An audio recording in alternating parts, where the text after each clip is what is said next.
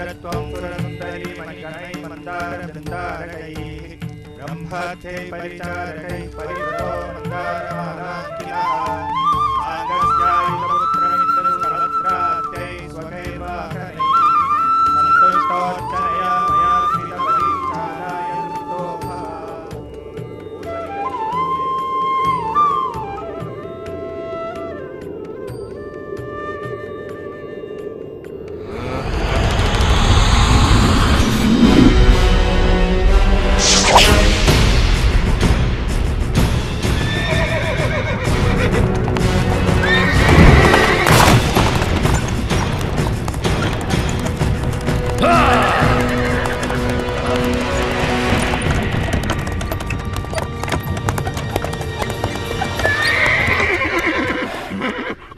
पृथ्वी पर मनुष्य आपको प्रसन्न करने के लिए यज्ञ कर रहे हैं देवराज इंद्र।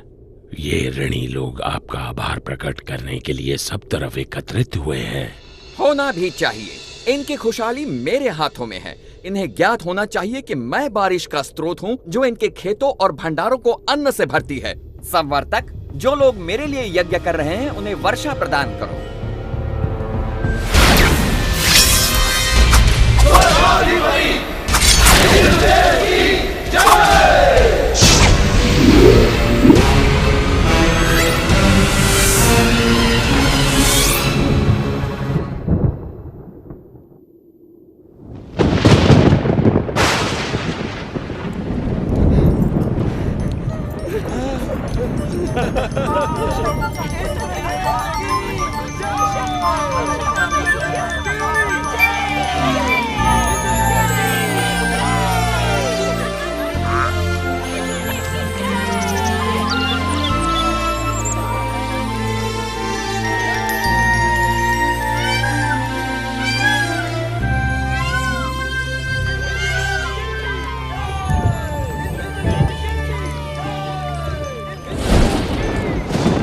पृथ्वी से आ रहे इस कोलाहल को सुनिए देवराज इंद्र।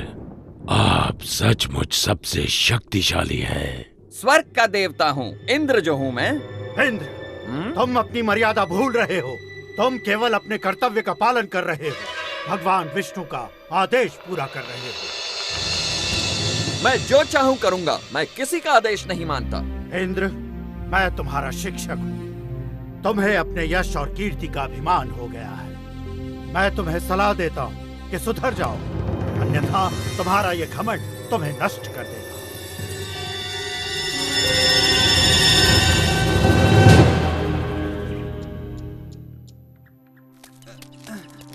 संभाल के ले चलना।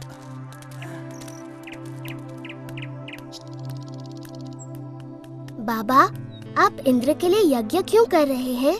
हमें इंद्र को प्रसन्न करने के लिए हर साल ये यज्ञ करना ही पड़ता है ताकि वो हमें बारिश दें।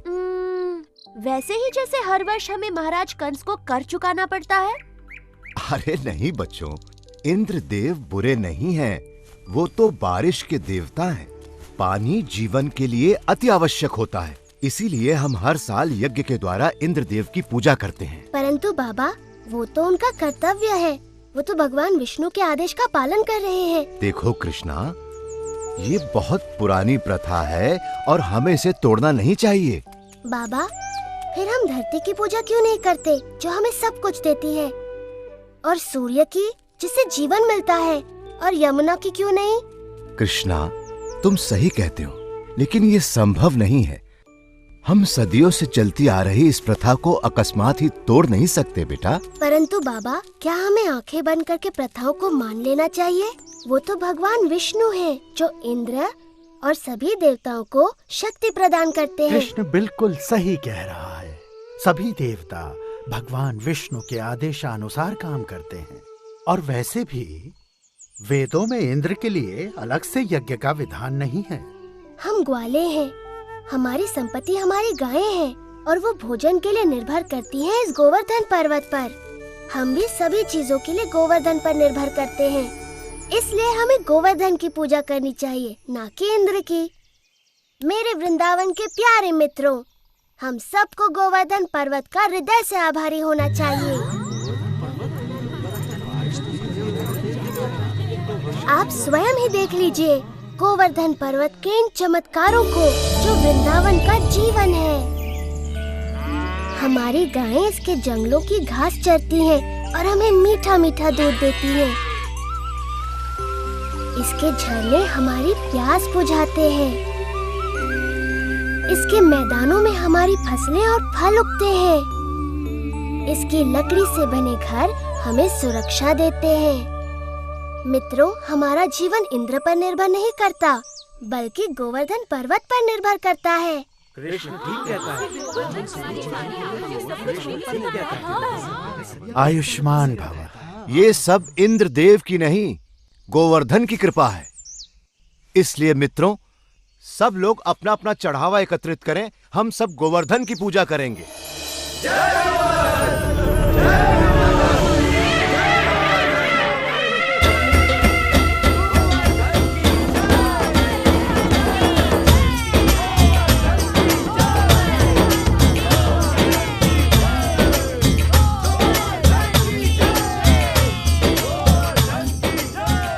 मैं गोवर्धन हूँ। मैं तुम्हारी प्रार्थना से बहुत प्रसन्न हूँ। अगर तुम सभी अपने पशुओं के साथ मेरी परिक्रमा करोगे तो मैं बहुत प्रसन्न होऊंगा।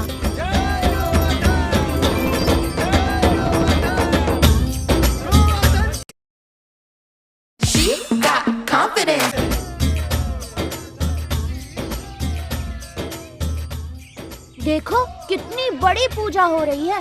गोवर्धन पर्वत तो बहुत प्रसन्न हो रहे होंगे मधु। हाँ, गोवर्धन की पूजा करना अच्छी बात है बलराम, परंतु मैं इंद्रदेव को भी कुछ अर्पण अवश्य करूँगा, कहीं बुरा न मान जाए। एक इंद्र के लिए और एक मेरे लिए। 2 इंद्र के लिए, 2 मेरे लिए।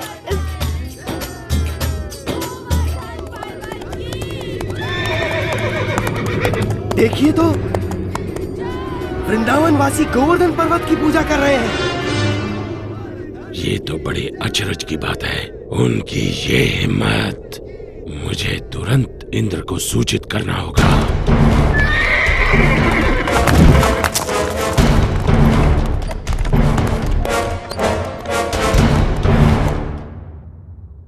आओ आओ संवर्तक, मेरे साथ मेरे भक्तों द्वारा चढ़ाए गए चढ़ावे का आनंद लो। क्षमा चाहता हूँ देवराजेंद्र, परंतु ये समाचार आपको विचलित कर सकता है। अब ये मत कहना कि तुमने गलती से एक और गांव को बाढ़ से भर दिया। ये बात मन से निकाल दो। मुझे डर है कि आप इस समाचार से बहुत क्रोधित हो जाएंगे। देवराज, वृंदावन गांव के वासियों ने आपकी बजाय गोवर्धन पर्वत की पूजा शुरू कर दी है। क्या? गोवर्धन पर्वत की? उन्होंने मेरी पूजा ना करके मिट्टी के ढेर की पूजा की? वो ऐसा कैसे कर सकते हैं संवर्तक, वो भी मुझसे बारिश का उपहार पाने के बाद? ऐसा सुना है कि वो एक नादान लड़के के बहकावे में आ गए हैं। उपहास मत करो संवर्तक। क्षमा चाहता हूँ देवराज, लेकिन यही सच है। नंद के पुत्र कृष्ण ने अपनी चमत्कारी शक्तियों का प्रयोग करके वृंदावन के वासियों को बहका लिया है। अच्छा, उन्होंने मेरा आदेश मानने के बजाय एक नादान की बातों को माना। इन लोगों का दिमाग खराब हो गया है। देखना अब इन पर मेरा कहर बरसेगा। सुनो संवर्तक। जी देवराज। जाओ और वृंदावन को डुबो दो, गोवर्धन के त्योहार को बर्बाद कर दो और वृंदावन के वासियों को इस दुस्साहस की सजा दो।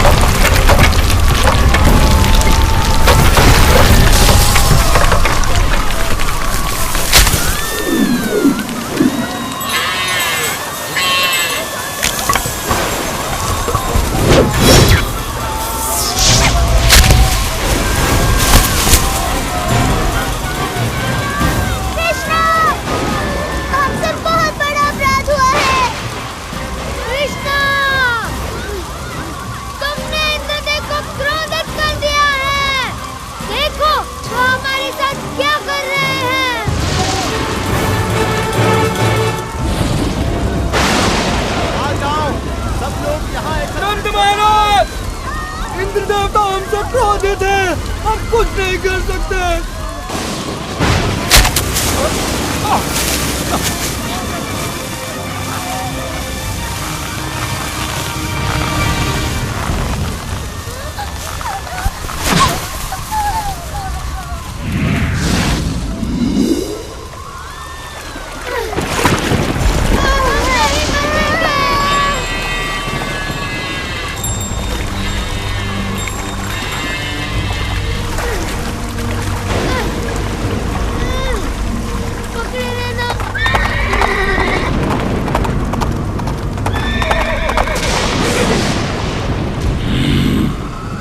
वृंदावन के लोग अब जल्द ही उस लड़के की बात सुनने पर पछताएंगे। इंद्रदेव हम सभी का विनाश करने पर तुले हैं, कुछ करिए नंद महाराज। मेरे प्यारे कृष्ण, मैं जानता हूँ तुम हमारा हित ही चाहते थे, लेकिन तुमने इंद्रदेव को कुपित कर दिया। हमें इसी समय उनसे क्षमा मांगनी चाहिए। परंतु बाबा इंद्र। रुको बलराम, बाबा ठीक कहते हैं। ये सब मेरी सलाह के कारण कष्ट भोग रहे हैं। अभी भी देर नहीं हुई, हम इंद्र से क्षमा याचना कर सकते हैं। रुको, कृष्ण कभी भी हम पे या हमारे वृंदावन पे आँच नहीं आने देगा, कभी नहीं। आपने सच कहा माँ। आप सब के लिए मेरा प्रेम इंद्र की इस दुष्टता से बहुत बड़ा है। वृंदावन की रक्षा मैं अवश्य करूँगा। कृष्णा, मेरे बच्चे।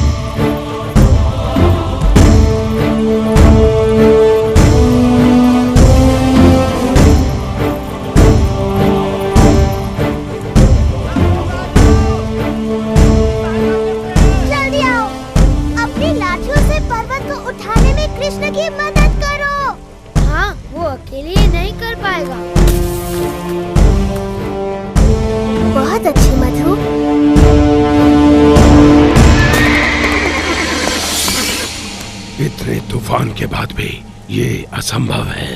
यदि हम इंद्र के आदेश अनुसार इस छोटे से गांव को तबाह नहीं कर पाए तो वो हम पर कोई दया नहीं करेंगे।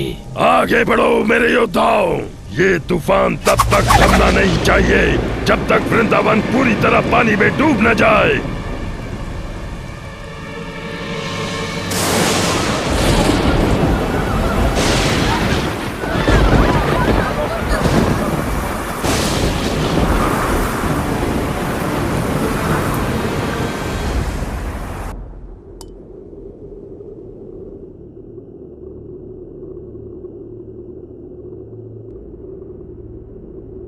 देवराज, आओ संवर्तक, बहुत थके हुए लग रहे हो। बैठ जाओ और सब विस्तार पूर्वक सुनाओ। बताओ, क्या तुम्हारे तूफान के बाद भी वृंदावन का कोई चिन्ह बचा है? देवराज, आपके योद्धाओं ने पिछले 6 दिन और 6 रातों से तूफान मचा रखा है, जिसमें आग की तरह बिजली कड़क रही है और घनघोर वर्षा हो रही है। मनुष्य ने इससे पहले ऐसा दृश्य कभी नहीं देखा। अच्छा है, बहुत अच्छा है। अब तक तो वृंदावन पूरी तरह डूब चुका होगा। काश मैं ऐसा कह पाता देवराज इंद्र, लेकिन सच ये है कि हमारे तूफान भी कृष्ण के सामने नहीं टिक पाए। मेरे तूफानी योद्धा एक बच्चे से परास्त हो गए। उसने गोवर्धन पर्वत को अपने सिर पर उठा रखा है और वो वृंदावन वासियों और उनके पशुओं की रक्षा कर रहा है। हम परास्त हो गए। लगता है तुम्हारी आंखों को धोखा हुआ है संवर्तक। 6 दिनों से कड़क रही बिजली ने तुम्हें अंधा कर दिया है। मेरे वाहन ऐरावत को बुलाया जाए। मैं स्वयं वृंदावन जाकर इस चमत्कार को देखना चाहूंगा।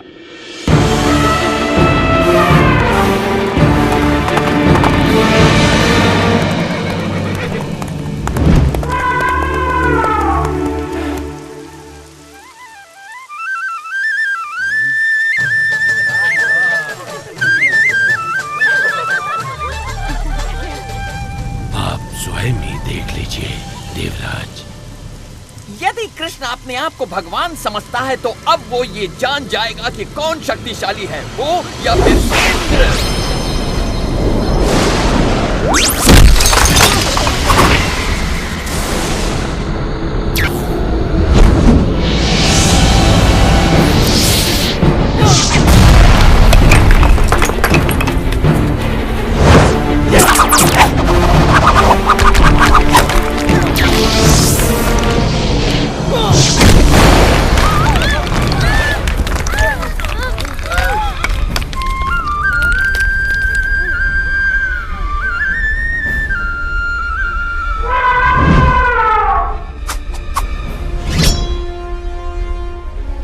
इंद्र के क्रोध से बच नहीं सकते, कृष्ण की बात मानने का भुगतना होगा।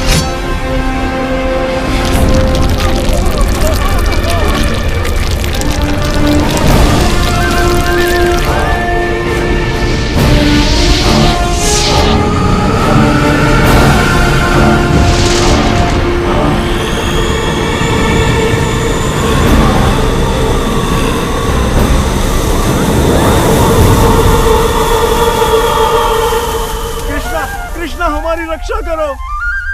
इंद्र गोवर्धन पर्वत को नष्ट कर रहे हैं। इंद्र कुछ नहीं बिगाड़ सकते, भय मत करो।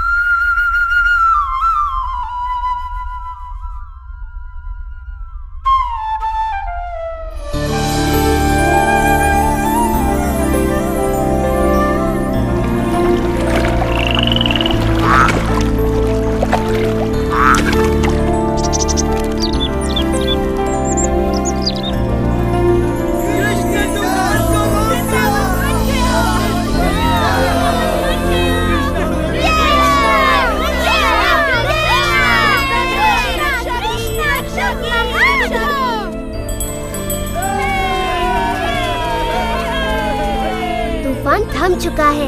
आप गाँव वासियों के साथ खुशी मनाने क्यों नहीं जाते? पर कृष्ण, क्या तुम अकेले इस पर्वत को उठाए रख सकते हो? नादान मत बनो कृष्ण, तुम एक छोटे बालक हो। पहले तुम बाहर निकलो। आप बहुत दयालु हैं।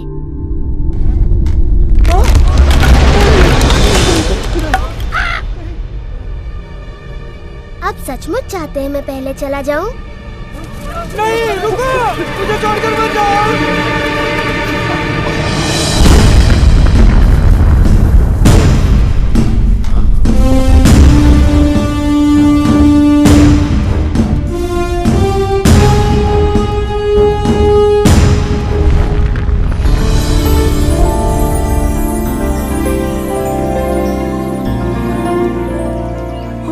आभारी हैं, तुमने हमें बचा लिया कृष्ण, हम सुरक्षित हैं। आभार मेरा नहीं, गोवर्धन पर्वत का मानिए।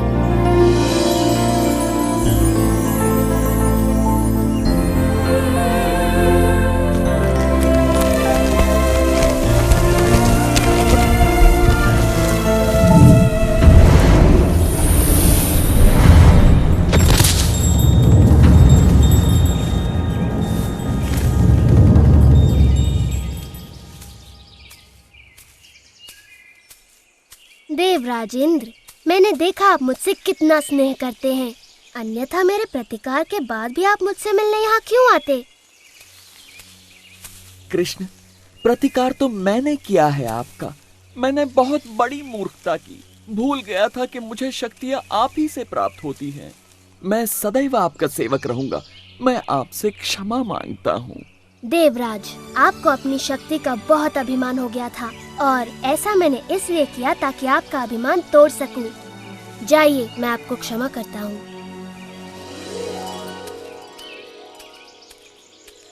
हाँ, इतना असाधारण बालक हमारे साथ यहाँ वृंदावन में रहने आया है। मैं तो बस इतना जानती हूँ कि ये मेरा प्यारा बच्चा है, मेरा दुलारा कृष्णा। कृष्णा की जय हो।